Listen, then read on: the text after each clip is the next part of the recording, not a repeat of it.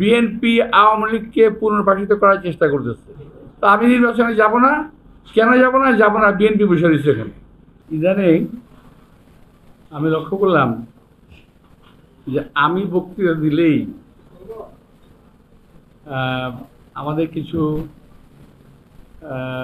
আমাদের দেশীয় সাংবাদিক তারা এটাকে টুইস্ট করেন, আবার বিদেশি কিছু সরকারি সাংবাদিক আছে, সরকারি বলি আমি ওদেরকে, সরকারি, ওরা ওদেরকে সরকারে না নিয়ে গভর্নমেন্ট ভুল করে ফেলছে আর কি। কথাবার্তাগুলা নেহায়তি বাচ্চাদের কথা মতো বলতেছেন। বাচ্চারা যেমন কথা বলে, আমি খাবো না, কেন খাবো না, তা আমি নির্বাচনে যাব না। কেন যাব না, বিএনপি বসে রয়েছে এখানে। আর ভাই, বিএনপি কোথাও নাই। যদি এই দেশকে আপনারা বাঁচাতে চান, আপনারা দাবি করেন যে আপনারাই এই দেশকে মুক্ত করেছেন, সে প্রসঙ্গে আমি পরে আসবো। তা যদি হয়, আরেকবার দেশটাকে মুক্ত করেন না।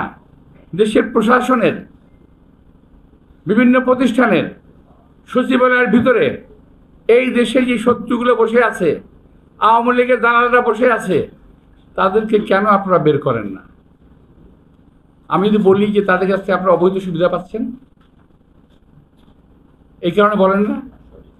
আমরা তো অনেক কথা বলেছি, আমরা তো অনেক কথা বলি যে এই আওয়ামী দোসর, আওয়ামী দালাল যারা পুলিশে আছে, যারা বিভিন্ন প্রতিষ্ঠানে আছে, যারা সচিবালয়ের ভিতরে আছে, যারা প্রশাসনে আছে, তাদের সবাইকে চিহ্নিত করে সাজার আওতায় আনতে হবে। কারণ তারা 17 বছর আওয়ামী লীগকে সাহায্য করেছে ক্ষমতা থাকার জন্য। এরা কেউ বিচারের বাইরে যেতে পারবে না।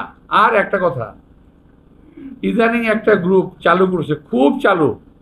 আমি যারা নাকি ফেসবুক আপনারা দেখেন এবং কাজ করেন, তাদেরকে বলছি যে এখানে প্রতিবাদ করবেন।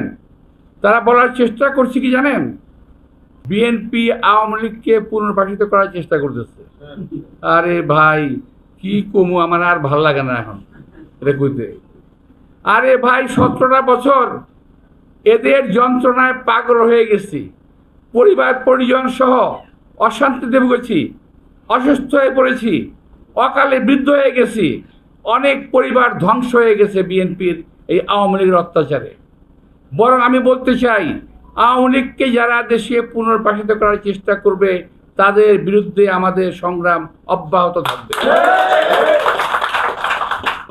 এই দেশে আওয়ামী লীগের অবস্থান থাকতে পারে না, এবং আওয়ামী লীগের হাসিনা সহ আওয়ামী লীগের সমস্ত নেতা কর্মী, প্রশাসনের ব্যক্তিবর্গ, তাদের সকলের বিচার হতে হবে।